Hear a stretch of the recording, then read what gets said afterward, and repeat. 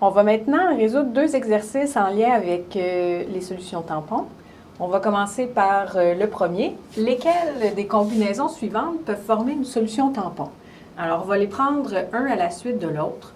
Souvent, vous savez, comme on a vu, on a un acide ou une base avec son conjugué et lui est sous forme de sel. Donc, souvent, ça peut être intéressant de déterminer dans les deux substances qu'on nous donne laquelle est le sel. Donc, vous voyez ici, NaClO4, ça va être mon sel parce qu'il commence par un métal. Donc, je vais aller voir l'autre substance. Ici, dans ce cas-ci, c'est un acide, ça débute par H. Donc, HClO4, c'est effectivement un acide, sauf qu'il s'agit d'un acide fort. Donc ici, comme j'ai un acide fort, j'ai effectivement le conjugué de HClO4 sous forme de sel, mais comme c'est un acide fort avec son conjugué, ça ici, ça ne pourra pas former de solution tampon. Si je vais voir en B maintenant, C5H5N et C5H5NHCl, lequel des deux est le sel? Eh bien, c'est celui-ci parce qu'il va terminer par un halogène. Donc, je vais commencer par aller voir mon autre substance. Dans ce cas-ci, comme j'ai la présence d'un azote, il s'agit d'une base. Donc, je devrais avoir, c'est une base et c'est une base faible ici, donc ça fonctionne. Je vais commencer par regarder quel devrait être son conjugué. Donc, C5H5N, comme c'est une base, ça devrait gagner un H+. Donc, l'acide conjugué de C5H5N, ça devrait être C5H5NH+. Donc, je devrais venir voir dans mon sel, est-ce que mon sel contient l'acide conjugué de ma base? Eh bien oui, vous voyez, on a C5H5NH+, et on a ajouté un contre-ion qui est le Cl-. Donc, en B, ça formerait ou ça pourrait former une solution tampon. Si je continue maintenant, KH2PO4 et H3PO4, le sel, c'est le KH2PO4. Maintenant, H3PO4, ça c'est un acide parce que ça débute par un H. Donc, si j'essaie de trouver le conjugué de H3PO4, comme c'est un acide, ça devrait perdre un H+, donc ça deviendrait H2PO4-.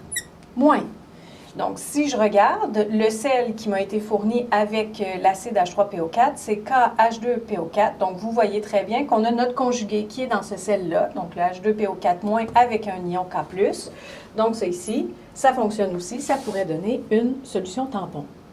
Le dernier maintenant, NaClO2, clairement c'est notre sel, on a un métal au début, et HClO.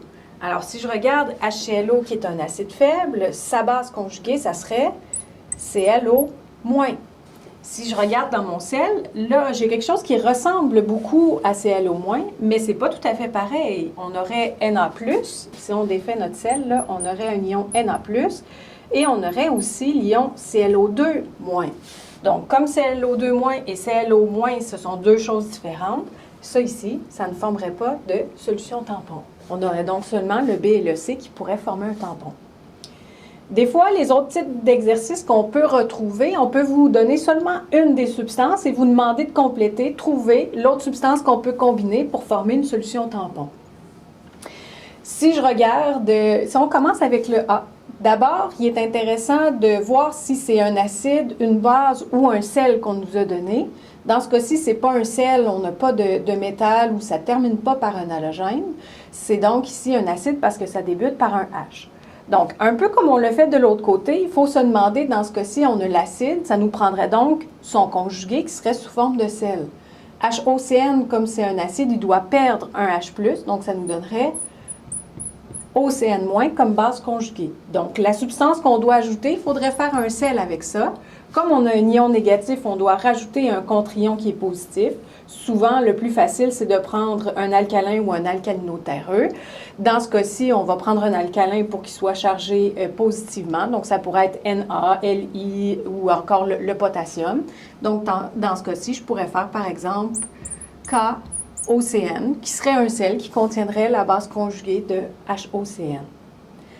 Même chose, si on va avec le B maintenant, CH3NH2, ce n'est pas un sel, il n'y a pas de métal, ça ne finit pas par un halogène. C'est une base parce qu'on a le groupement NH2, c'est une base faible. Donc, on doit trouver quel est son conjugué. Comme c'est une base, ça devrait gagner un H+, alors ça va donner CH3NH3+.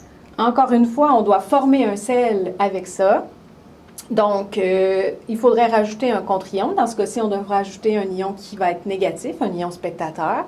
Le plus facile, c'est de prendre un halogène, par exemple le Cl. Donc, je pourrais ajouter du CH3, NH3Cl. Le dernier, finalement, HCOLI, ah ben là, j'ai un métal à l'intérieur. Donc là, j'ai un sel. Je dois trouver quel est l'ion là-dedans qui m'est utile.